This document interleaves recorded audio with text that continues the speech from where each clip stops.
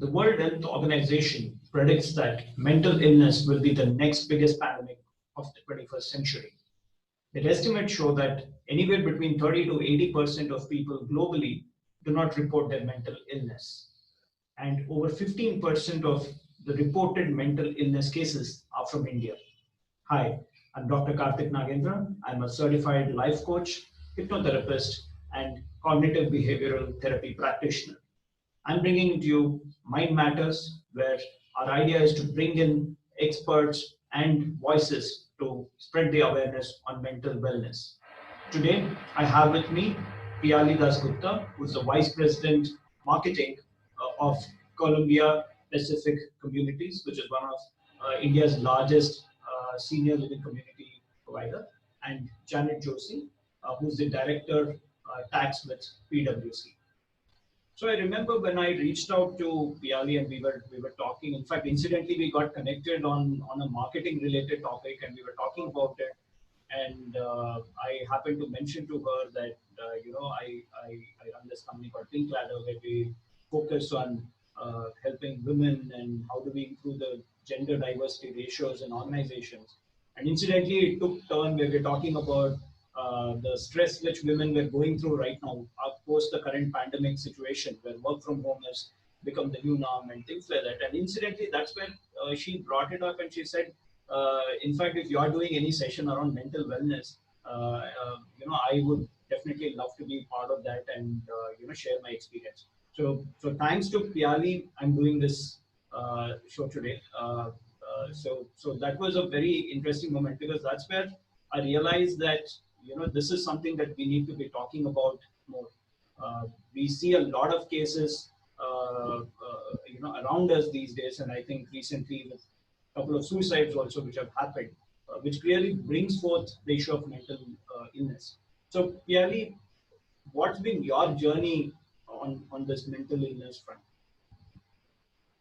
So, I got diagnosed with clinical depression very early on in life, actually, early in my teens. So it's been over, 20 years now. I'm well into my 30s and my late 30s now. And,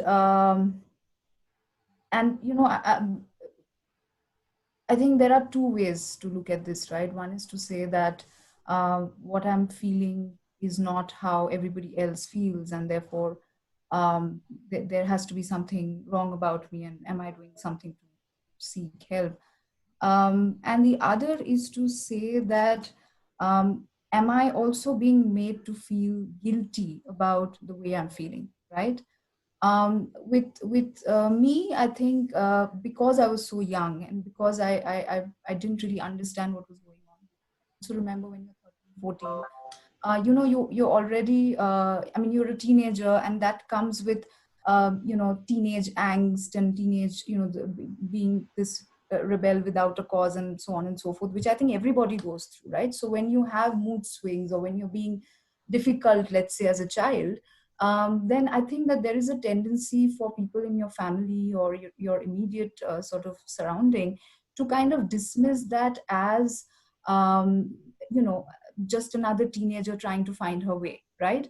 Whereas for me, it was actually not just that. I mean, I'm sure I had my sort of teenage moments and whatever, but it was really an illness that had already gripped me by then.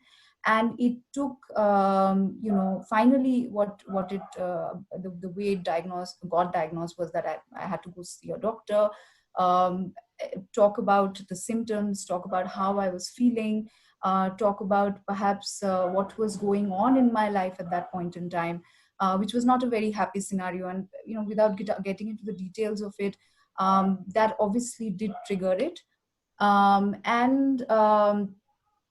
then for the medical professionals to actually confirm that it was indeed anxiety and depression, which brings me to the second point that I was discussing, that I think that when somebody goes for help, at least back then, which was like 20 years back. Now things are a lot better and we are having these conversations. 20 years back, I don't think this platform would have been created, right? um, you know I think that people look at you as somebody that is mad, right? Or why are you seeing a psychiatrist? Is there something wrong with you? Psychiatrist is not a nice word. You go to a psychiatrist when you're not normal, right? But I think that what defines as normal and therefore what is not normal is also something that is created by society, right? I mean, it's also quite subjective, right? And I think that when you keep telling someone that oh, this is not the way to be, or this is not how you should be, etc., and the person is already going through an illness, then I think I mean, it's extremely difficult, because um, then you're sort of pushing the person into this dark hole that the person will really, really struggle to come out of, and maybe will never be able to come out of all her life, depending on how severe the case is. But if you look at data, data actually shows that about 50% of mental illness cases actually do get detected very early on in life, around the time you're 13, 14. It's just that at that point, people might not realize that this is indeed what is wrong, and they might delay in seeking help, which in turn then makes the symptoms worse and makes the symptoms stay with you longer, and that can actually have far-reaching effects, right?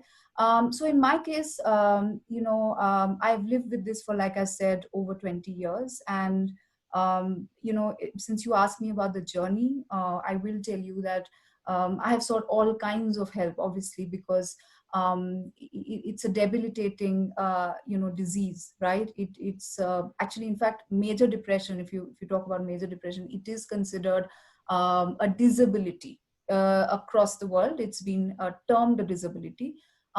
So in my case, I did seek a lot of help. I did the rounds with psychiatrists, counselors, you name it. I've lost count of the number of doctors that I've seen. And the entire journey obviously then can be quite frustrating if you're not able to see,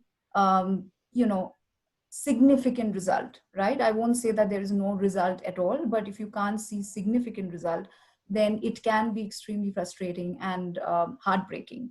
So it has been very difficult. It's been heartbreaking. It's been, there are days there are days, there are months, there are weeks that you don't see a point and you want to kind of give up. But I think that that's not the solution, and that's what it's taken me a lot of time to tell myself that giving up is not the solution. You have to do everything else to ensure that you're not giving up, and it's a patient game. There is no overnight kind of cure, and maybe sometimes there is no cure, in which case you've kind of got to live with it, and therefore you have to really manage it well, and you have to do everything to ensure that the ecosystem that surrounds you is able to support you in your journey to manage it well, right? So that's been my journey. Yeah. Thanks a lot for sharing. This is it really takes a lot of courage to come up and talk about it. Uh, really thanks for sharing that journey, Piali. Uh, Janet, I think when you approached me about a couple of months back, so Janet is one of my coaching clients right now, and when she approached a couple of months back, I think her experience was a different thing. So would you like to share your journey, Janet? Yeah. If I had to say when my journey started, I think it already started 15 years ago. Quite honestly, I don't think I ever had an issue of having, unlike Piali, and I didn't have the issue of being diagnosed with anxiety or any sort of depression. I don't think I did have that, but I was always a tad bit dramatic growing up. So I think that just was part of my personality. I think a lot of my friends from college and school will remember me for that. Um, but I think what happened 15 years ago with I had incidents that happened in my life that sort of basically changed my entire perspectives on life. You know, reality had set in. I had a failed love relationship. I was going through a divorce. You know, I just didn't have anything under my belt to call me, you know, my identify with myself, my identity. So coming to the US, starting out by myself, really on my own, no help, really not knowing any family out here that I had because I didn't have connections or anything, and building all that up. So at that time, though, I was focused with doing what I needed to do to survive, whether, you know, it was work or whatever it was. Not talking about it that back then, over the years, have taken a toll on me.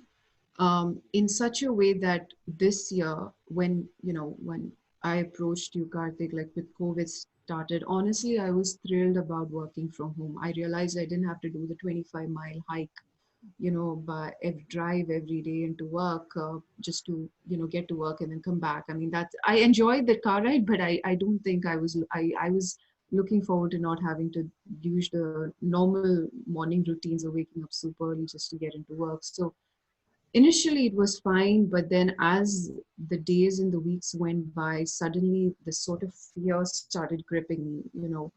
um, just fears of what ifs. All the what ifs started showing up in my head, like somebody was like talking to me in my head.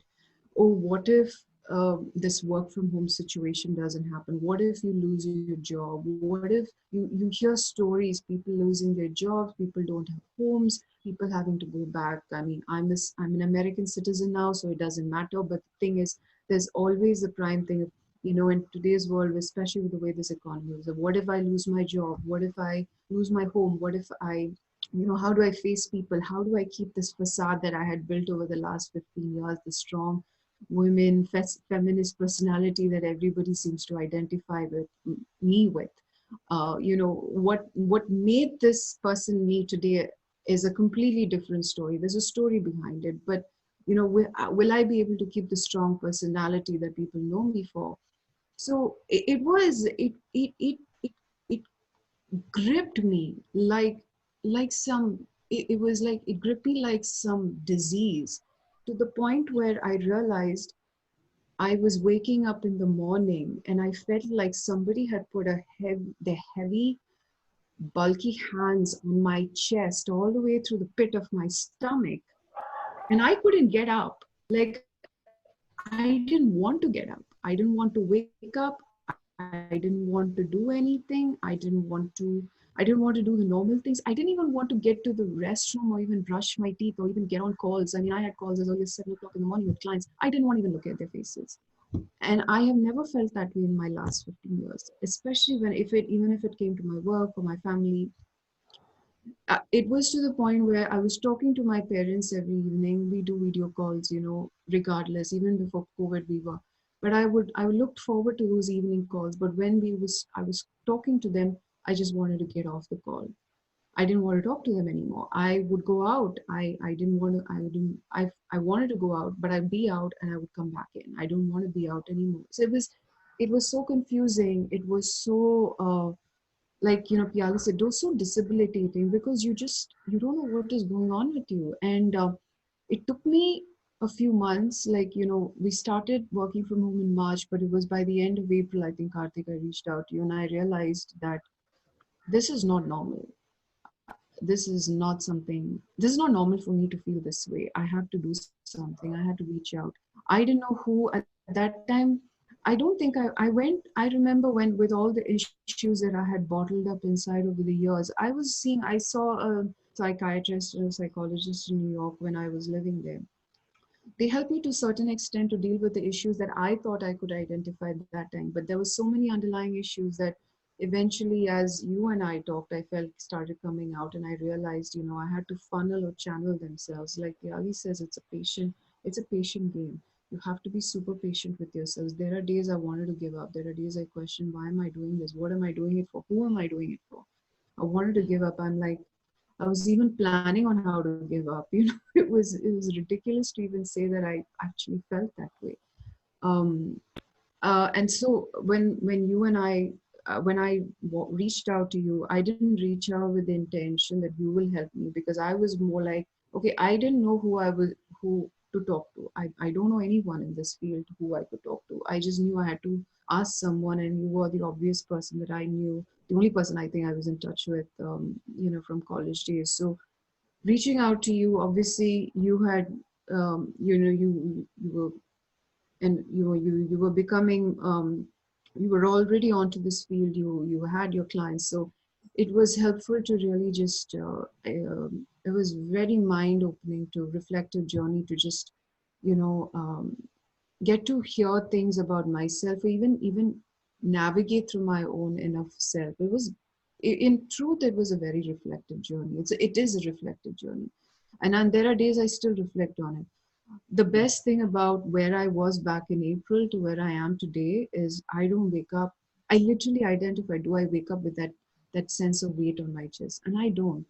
And I'm forever thankful for that, because to have that feeling of lightness and light, you feel light, you feel yourself. And quite honestly, that's how I ventured into doing the things that I'd forgotten about, like writing, or singing, and my dancing. These are things I had forgotten to do. And when I start funneling and channeling myself into, which is, doing the blog. I mean, even now when I feel a little low, like it's a conscious state of mind you got to identify, and you feel that little lowness starting to hit, I just suddenly channel that to either writing or doing something that will sort of trigger off, or talking to somebody, talking to a family or something, and it helps. It really does. um, I'm grateful that I'm learning to deal with these issues in the more realistic manner that suits me, because what suits me doesn't have to suit another person. It, like, it is very relative. you know um, it is relative. People don't know to what is going on with you. They don't know how to help you, because you don't know what's going on with you. So I think for me, it was just trying to figure out what was going on with me. And I think, and I'm still here. Like, I don't feel the need to give up. I like I said, my blogging, writing helps, and channeling myself through these different ways is the way how my journey is going so far.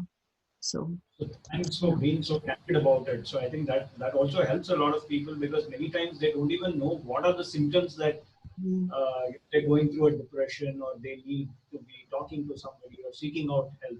So mhm, you're so candid. So that kind of, at least I'm sure a lot of people will be able to relate to it and say, yeah, I think I am also going through a few of those things. So mm, probably they get at least into a reflective mode, if not to reach out to somebody for help, but at least get into that reflective mode and become a lot more aware of where they are. Yeah. mm. So Piali, what is something that you want people to know about the stigma that's associated with mental illness? That's the biggest challenge, I'm sure, as somebody who's going through experiences, or even when you bring it up to people, they tend to perceive you and look at you in a different manner altogether. And because of which, many times, a lot of them don't even bring up issue that they are going through mental illness issue. So what is something that you would like to share with people about the stigmas which are associated with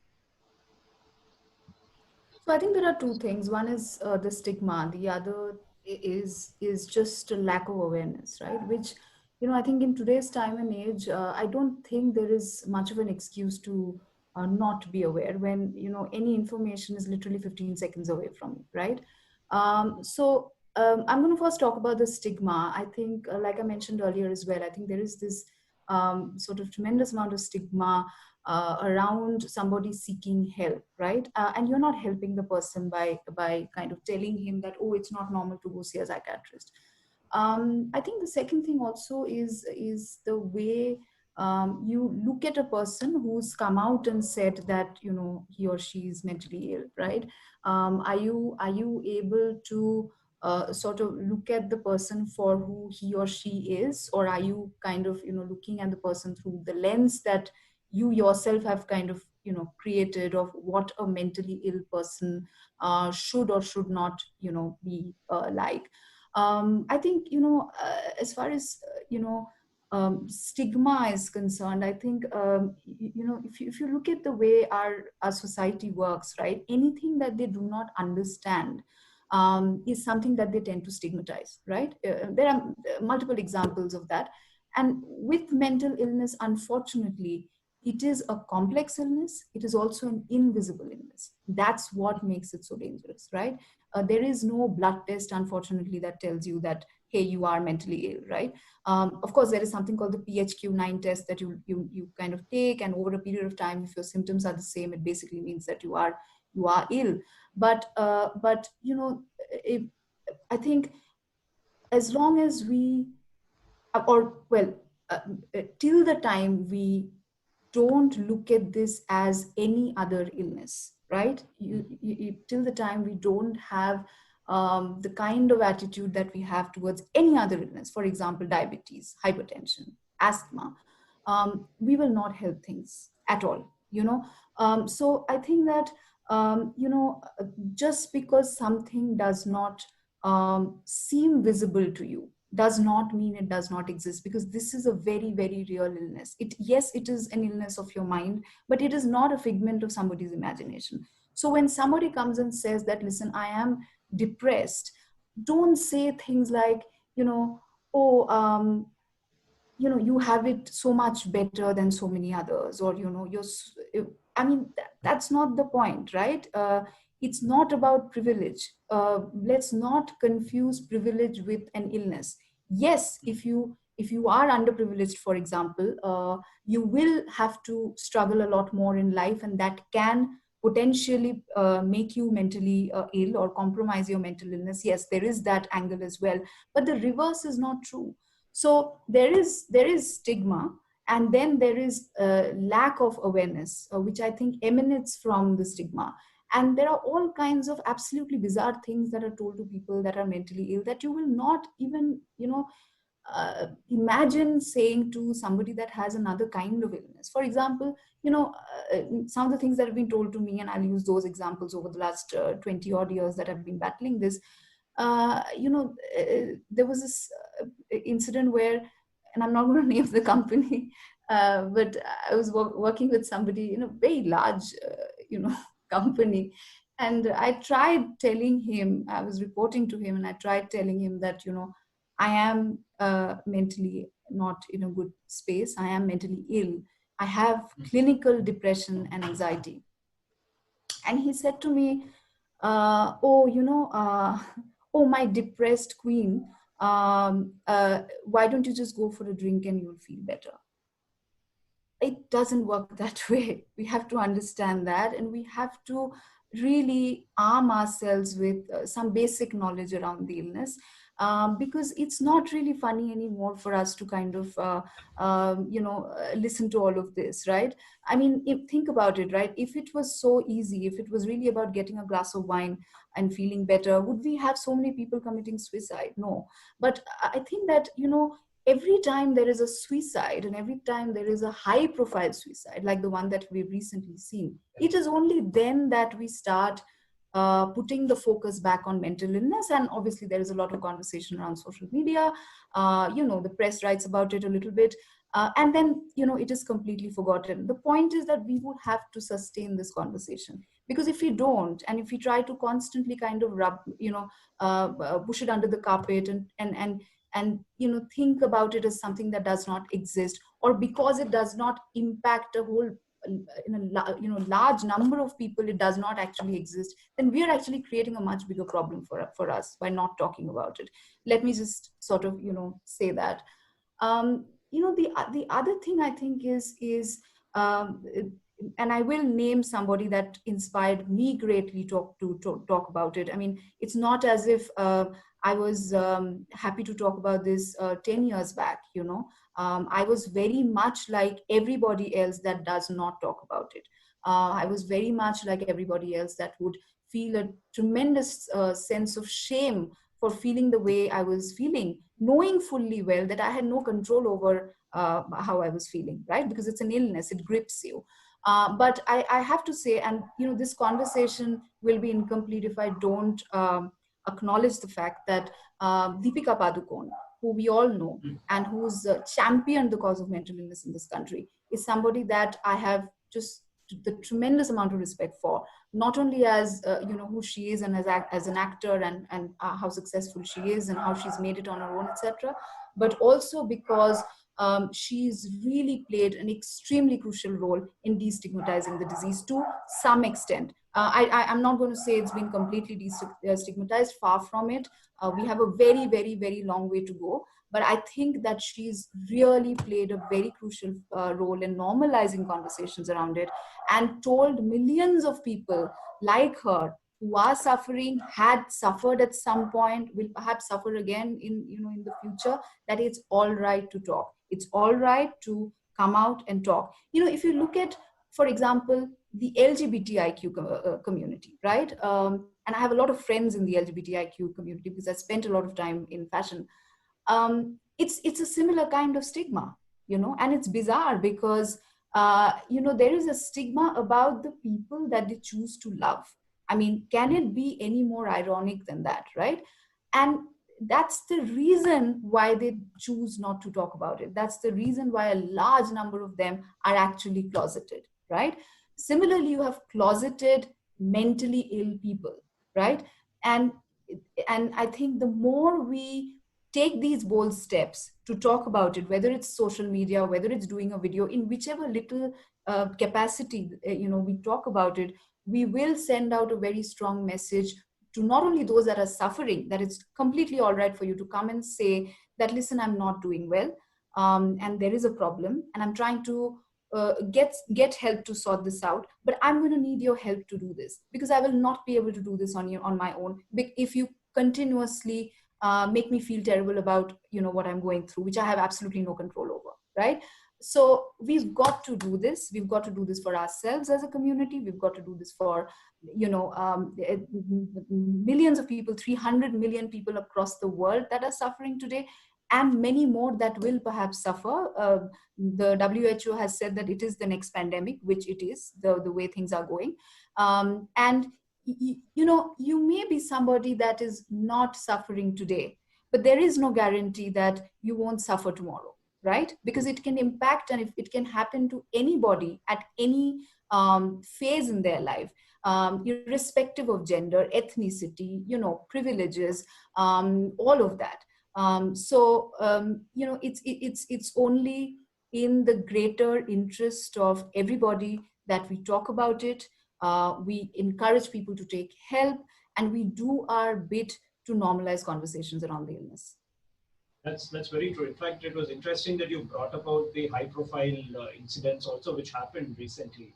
And it started off as something which was mental illness. Everybody was hoo-ha about it on social media, and then it got totally diverted into a different absolutely. topic. Nobody is even talking about the mental illness issue at all. Yeah. And even when Deepika came and spoke about it also, so a lot of them were, she's a celebrity, she's just trying to hog limelight, get some more sympathy and things like that, and that's why she's doing it. So that's like bizarre. It takes so much courage to come and say, and especially at a time when she was at the peak of her career. I absolutely. That is the point. That could have gone. It could have completely backfired if that was her objective, right? But that wasn't what she was trying to achieve any which way. Yeah.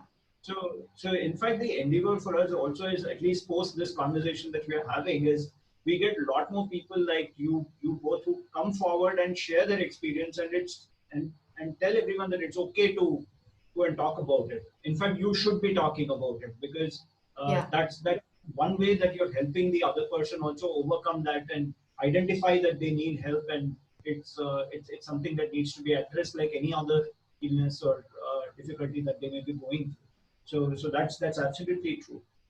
So on a similar, as a follow-up to that, Janet, so what do you think is the role of culture in this entire mental illness space? So what does culture play as a role? Well, culture has a big role to play. I think, Unfortunately, it's sad to say this because somehow society has dictated status, importance of social status, and many cultures place such a high value on that. So when you grow up in that, or when you sort of imbibe into that sort of cultural environment, um, it's hard. The concept of face, public embarrassment, it is like it's so extremely important. And to say that, to say that embarrassment, people want to shove it under the carpet.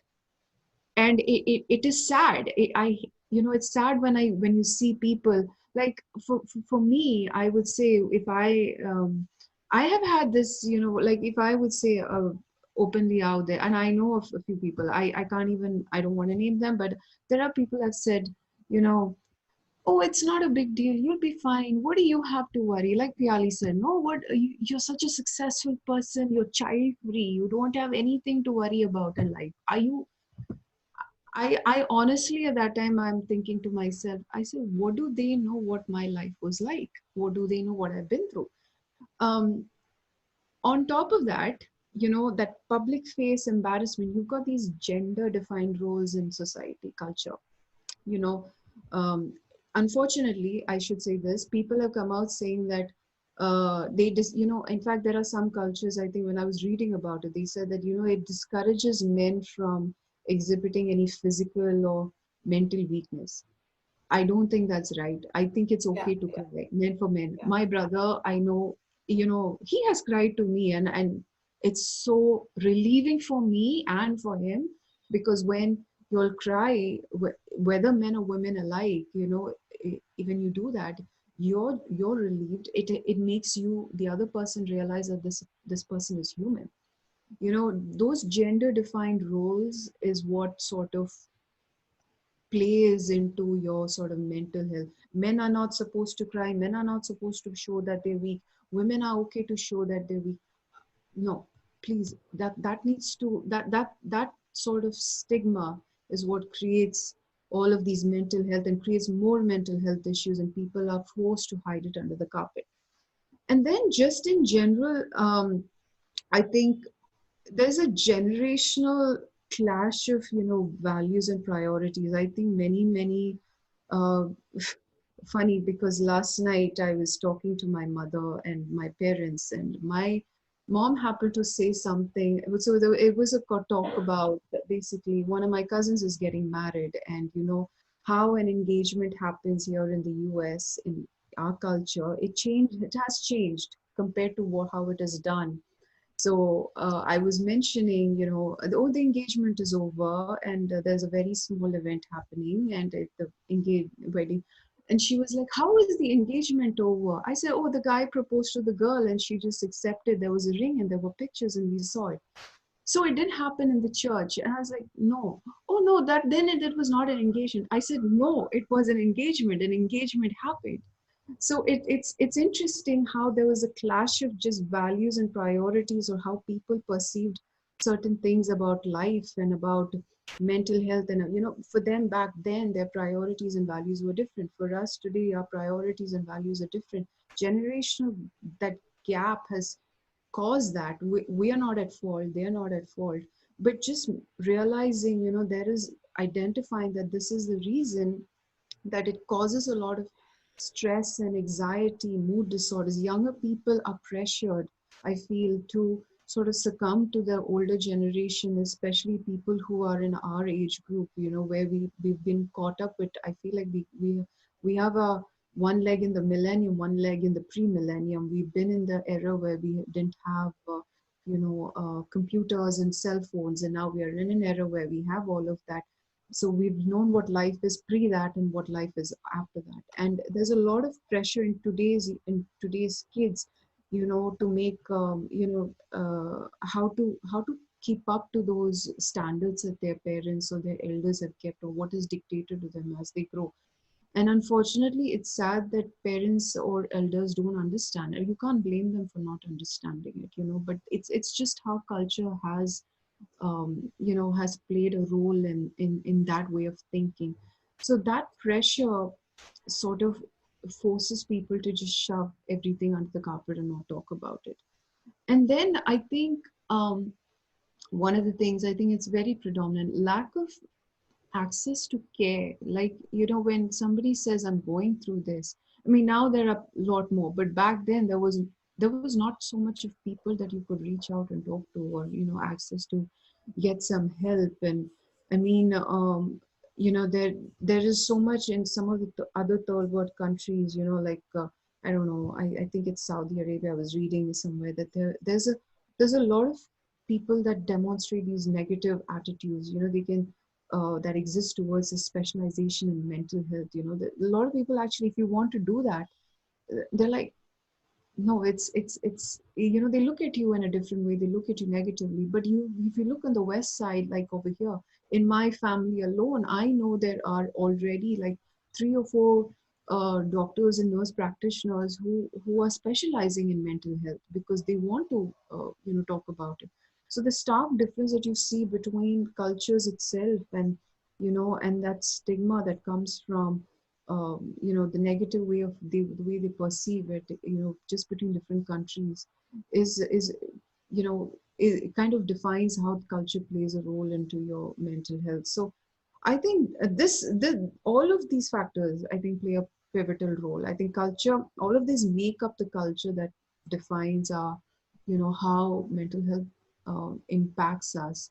And I think it's time that people, and interesting, it's also even something, some of the religious beliefs in your spirituality also has a role to play in it. It's because India is a very religious oriented country. So, a lot of those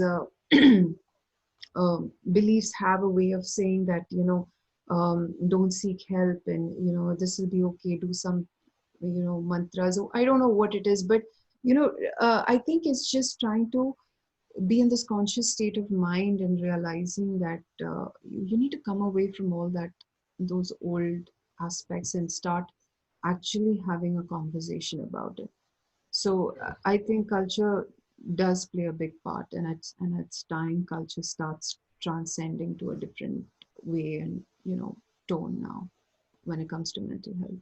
So. Interesting, multi layers which are involved from a culture aspect. And interestingly, you brought the gender element also. So my next question was around that. So one very true, when men say they are sensitive, or they're crying, or it's all seen as a sign of weakness, and they say you should not be crying, or don't cry like a girl, right? That's the kind of statements which are made, and we see it around us also, in probably our families or extended families, where crying and all that is looked at as a sign of weakness, and it's the woman or the girl who's weak, and the boy should always be strong, irrespective of what the situations are. And personally, even I have gone through a similar uh, phase where I went through depression myself before I ventured on my coaching journey, and I had to seek help through a counselor, and I had to go through that for I think over a year or so before after which I started, getting things under control, getting the perspective of how to handle it and things like that. And that's where even my journey began. So when you look at it from a gender standpoint, uh, and especially for women, because women, we already know at the workplace, they are already at a back foot, right? So there are so many things which work against a woman at a workplace. And if you add this as another factor of mental illness, so you're a woman and with mental illness, and like Piali, you mentioned, right? She said you just got to have a glass of wine and you'll be fine with it, right? So how do women handle this challenge at the workplace? So if they are somebody who's going through mental illness, what do they do? What should they be doing, based on your experience? Is this question for me, Karthik? Yeah, Piali, please. Right. So, I think that one of the things that happen to women, and I've seen many women go through this in my career, is they suffer from something called the imposter syndrome, right? Which Michelle Obama actually talks about at length in her book Becoming. If some of you have read that book, she's talked about not only suffering from it, but how she then worked on changing the way she was thinking about herself. And imposter syndrome, for everyone to know, is basically when women feel that where they have reached today, or what they have achieved in terms of their career, is not something that they actually deserve, right? It's something that's come to them by fluke. It's something that's come to them as a stroke of luck, and it's not really what where they should be today.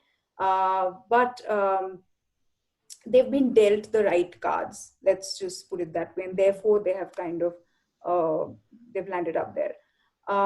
When in fact they've actually had to work really, really hard, prove themselves time and time and time again, sometimes perhaps work harder, and it is only then that they've reached where they have, right?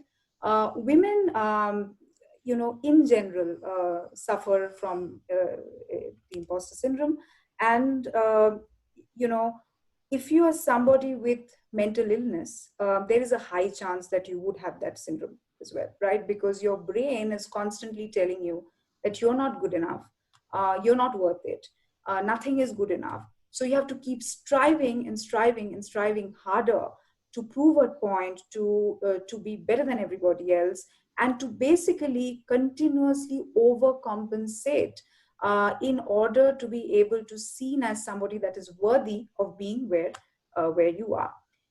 Men typically do not suffer from this. I'm sure there are men that do, but if I have to look at, let's say, percentages, it would be a small percentage. I have in fact seen men in very large organizations that don't actually deserve to be where they are, and yet they are there, and they don't have any self-doubt or any of that. In fact, they truly believe that they sort of belong where they are. I think my sort of message to women would be that women need to look at each other as sisters, right? I think for generations we've been pitted against each other. It's a very deep social conditioning, and it's just not cool anymore to be sort of mean to another woman, to be passive aggressive to another woman, to bitch the woman out, to go behind her back and create some story and be cunning and conniving and things like that. We've got to stop this. If we have to, shatter patriarchy and sort of strive towards an egalitarian world, we've got to stop this, and we've got to come together to do this.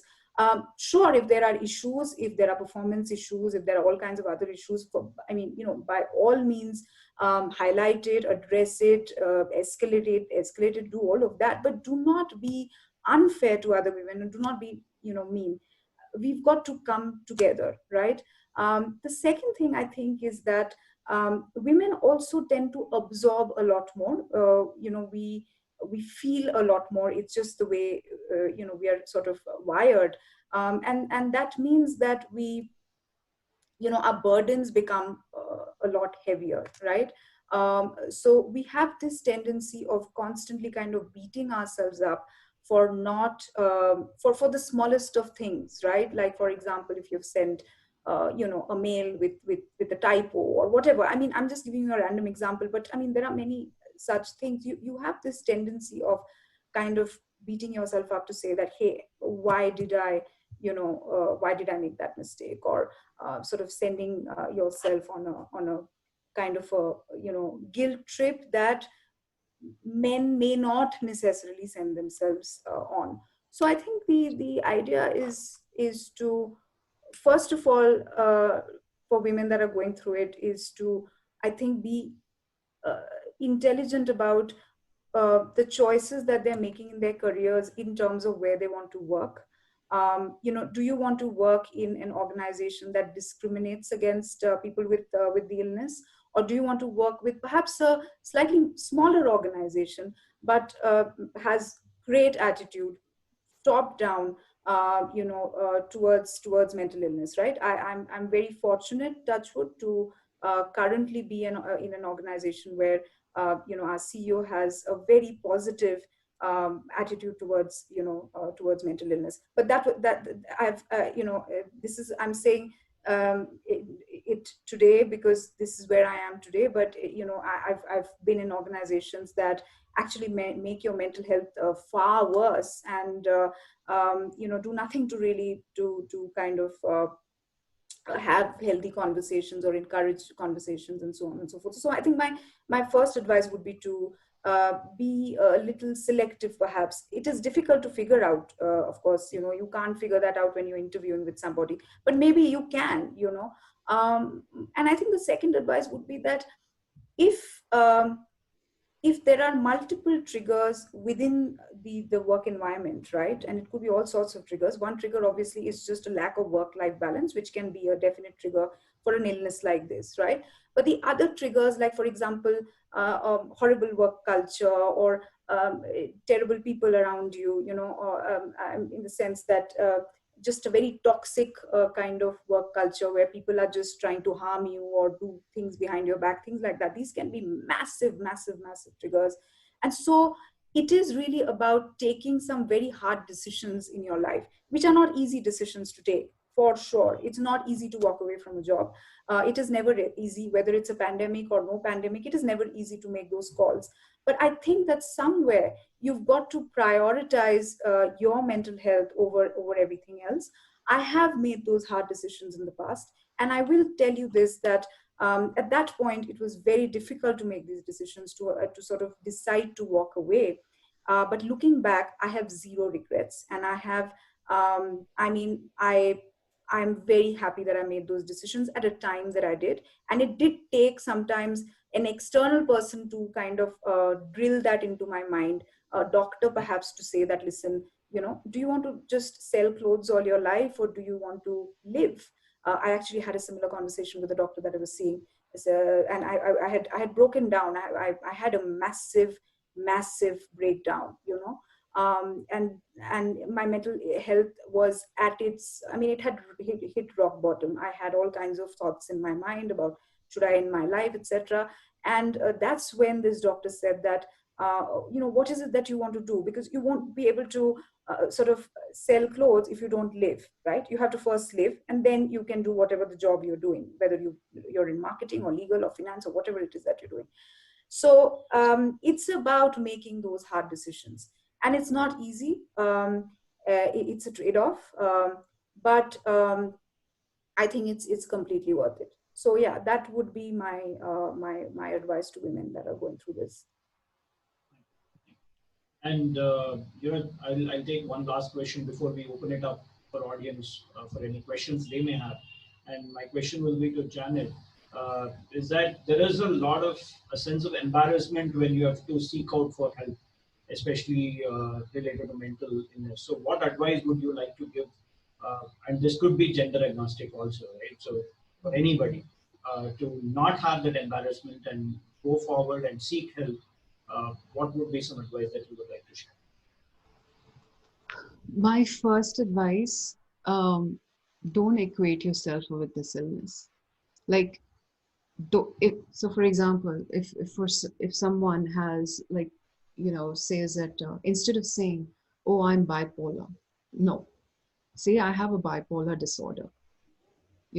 There's a difference. There's a slight difference when you say I'm bipolar versus you have bipolar disorder. Or instead of calling yourself schizophrenic, I mean, say that I have schizophrenia. So don't get it through your head that you're not what your illness is.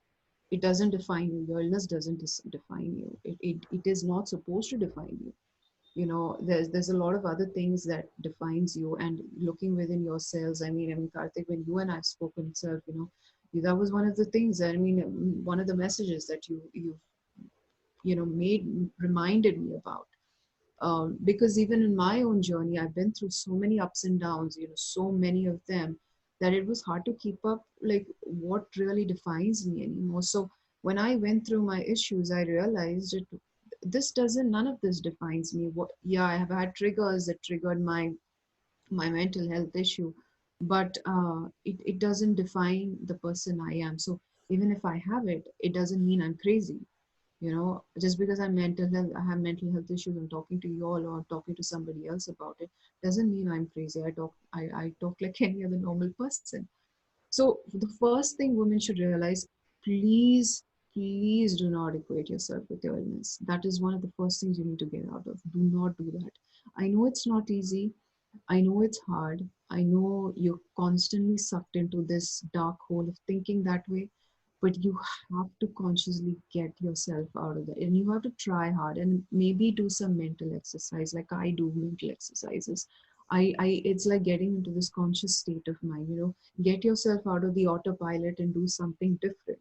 Like I remember you, Karthik, you telling me, I had this habit of drinking my tea every morning. One day just have coffee, yeah? What's wrong with it? Nothing wrong with it. So in the same way, do something different that get into that conscious state of mind. Oh, I'm drinking tea today. No, I'm going to drink coffee today, or I'm going to go for a latte today. Something like that. So just get out of that zone of that way of thinking that you are your illness. No, you're not. So that's one advice I have. The other advice I would say is, which is very important, and I'm learning to do that, is do not isolate yourself. If you have a mental illness, you may be reluctant to tell anybody, everybody, whoever, and you wouldn't tell everybody. You would be reluctant to tell even your best friend about it. That's okay. But please, please, please reach out to someone. It is so important. It can be a complete stranger. And sometimes you may think, oh, what is a stranger going to understand about my life situation? True, they may not. But unless you talk about it, how do you know? You don't know and they don't know. So talk to somebody. And it can be a stranger, it can be a friend of a friend, it can be a relative. I know when I live by myself here. I don't have, obviously I'm single, but I live by myself. So the worst thing I had going for me when I was going was I was by myself.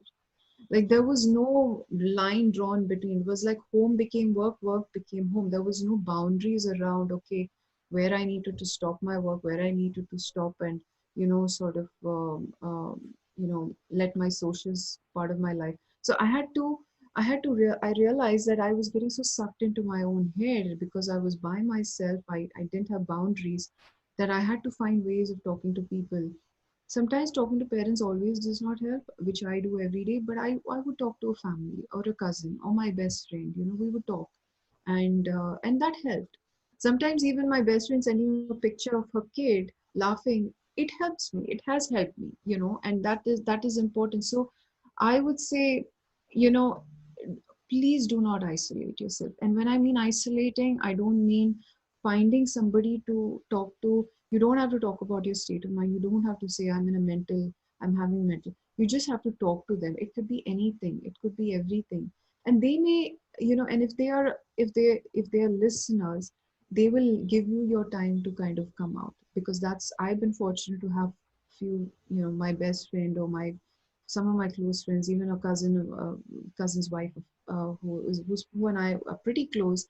She has been able to, she just listens to me, and she doesn't really ask me what's happening, what's going on, what's wrong with you, what's wrong with you. No, no, I don't get that. I mean, they just let me be, and whenever I'm ready, I talk about it. So I think this is my prominent advice for people, for women.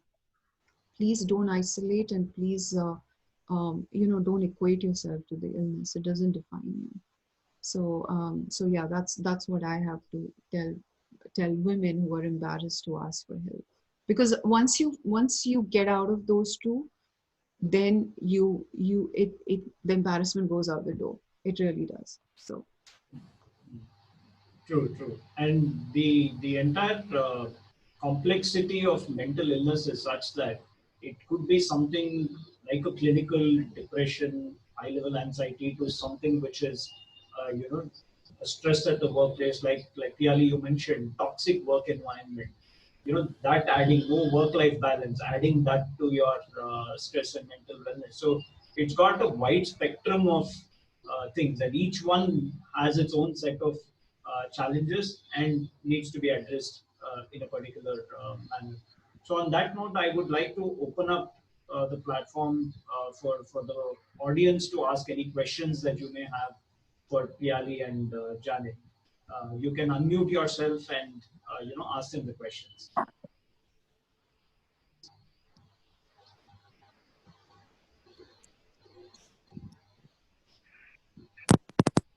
Hello.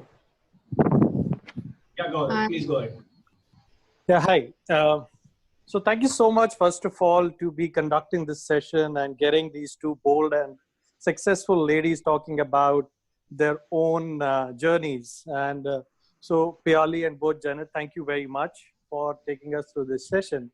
My one question that I had after listening to you, and while Piali touched on it briefly, what is the role that the workplaces or the organizations are playing to ensure that the people who are actually suffering from this, now it could be a man or a woman, the people who are suffering from this, how are they helping them cope with it? I know that yes, HR policies varies from organization to organization, and HR by the day is becoming a very, very important function because there's so many things like this that are coming in when it comes to, harassment at work, when it comes to mental illness and things like that. Do you think that, yes, this is something that needs to be a part of the policy of every organization? And if yes, I'll just kind of explain my question with an example. Now, there could be days wherein, when somebody is suffering from clinical depression, wherein you just don't want to talk to anyone, you don't want to do anything related to work, and you're still in the office. That in any case is gonna, affect your productivity. So how are the managers or the organizations dealing with situations like this? Because at the end of the day, we are all kind of rated based on our productivity and efficiency. And if that goes down on certain days, so how do you think the role of an organization, and how are the organizations actually coping up with something like this? I think would you like to take that, or Janet? Actually, I would like to answer that question because this is happening very live. Thank you, Gaurav, for the question. That was really a good question, actually. This is a very, this is a live thing that's happening right now at PwC. And I don't know how many of you all know this, but funny, we have a webcast that happens every 2 weeks from our CEO. And our CEO was very, and they've been talking about this for a few weeks, but he was actually very candid in actually admitting to himself and to us that he is going through his own mental issue.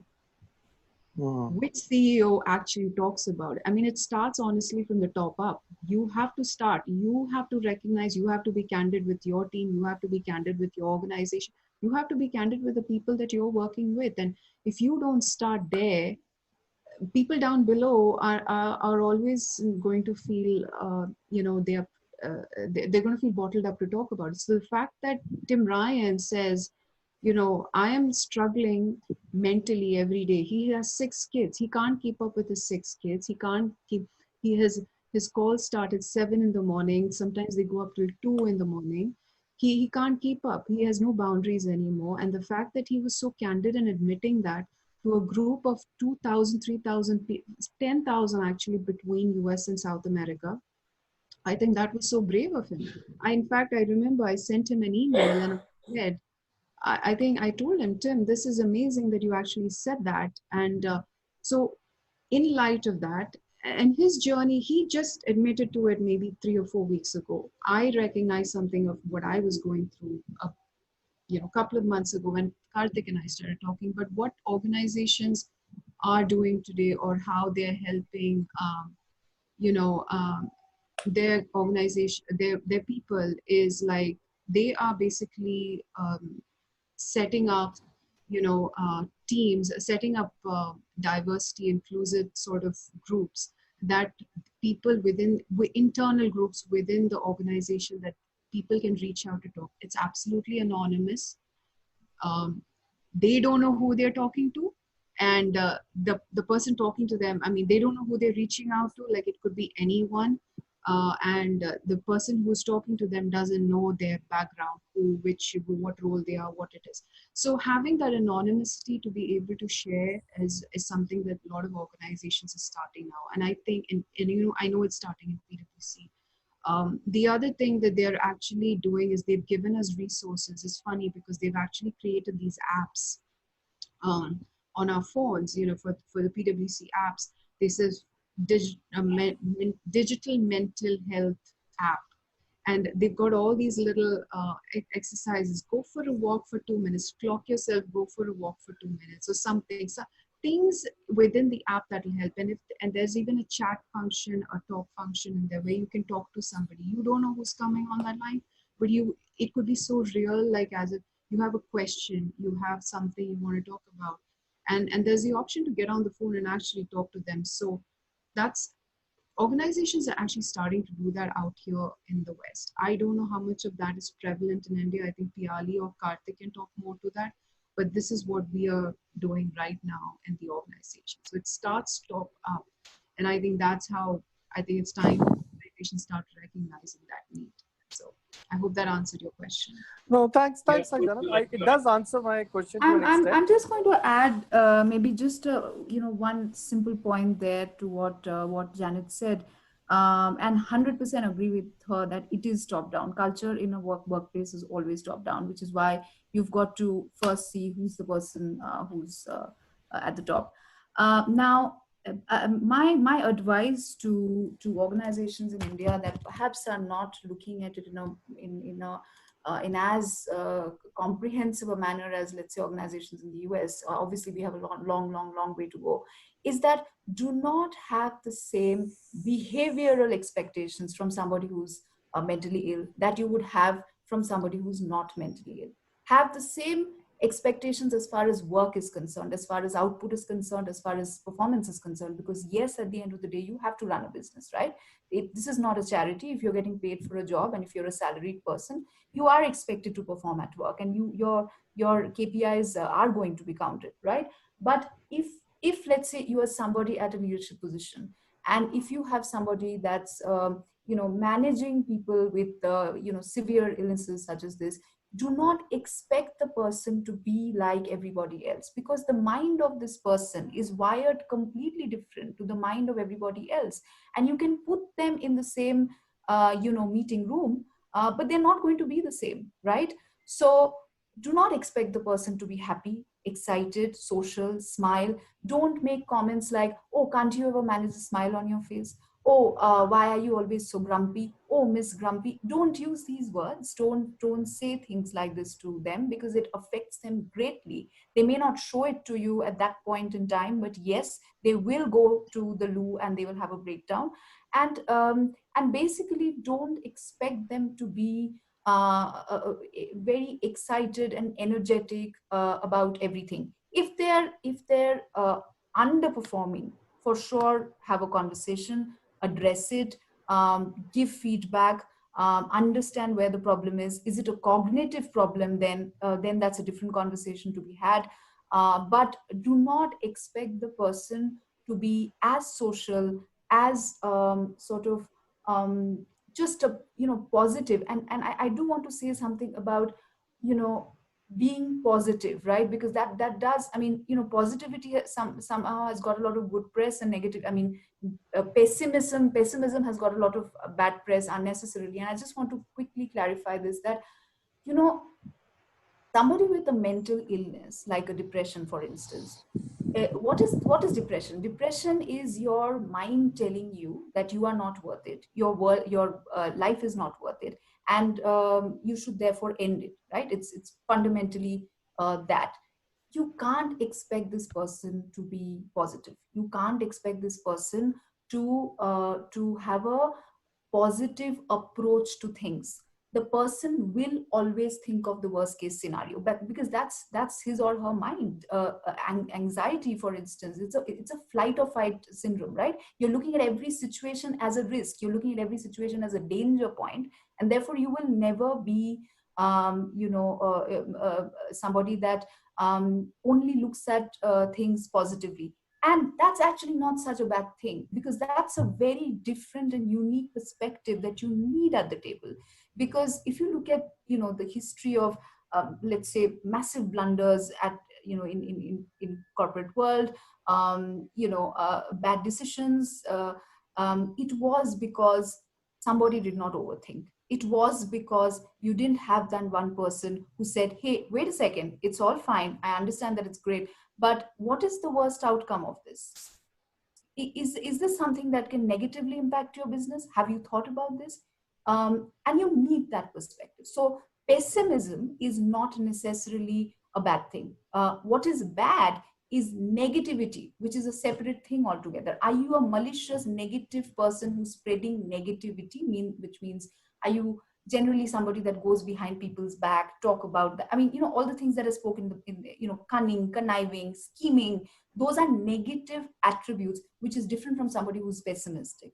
But pessimistic person can actually be a great human being, except that he or she looks at the glass half empty. Yeah, and that's primarily a result of the way his or her brain is wired. And I'm saying that's not really always a bad thing, because it is the overthinkers that in many cases stop blunders from happening. When in advertising, for instance, when you see a strange ad that gets a lot of flack, I'm not going to name one, but we've had many such instances in the past. It is because you didn't have an overthinker in the team. Really, it's because somebody didn't kind of step back, look at it, read it, think about it, overthink it all night, stare at the ceiling, and overthink it, and say, does this not seem very odd?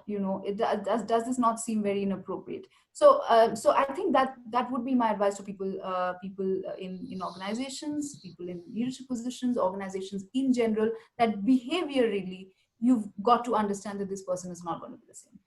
But obviously, as far as performance is concerned, you can't make any compromises there, because at the end of the day, everybody's got a business to run. Yeah. Just to add, Gaurav, yeah. So I, as part of our engagement, we work with a lot of the HR community, the diversity and inclusion community, and even from a coaching standpoint.